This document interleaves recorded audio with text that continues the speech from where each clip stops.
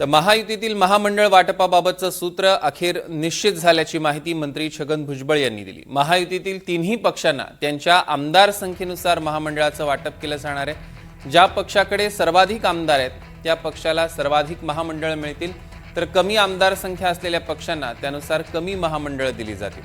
दरम्यान 15 सप्टेंबरपर्यंत महामंडळ वाटपाचा प्रश्न मार्गी लागेल असा विश्वास छगन भुजबळ यांनी व्यक्त केलेला आहे। त्यामुळे महायुतीमधील इच्छुक नेत्यांच्या नजरा आता महामंडळ वाटपाकडे लागलेल्या आहेत।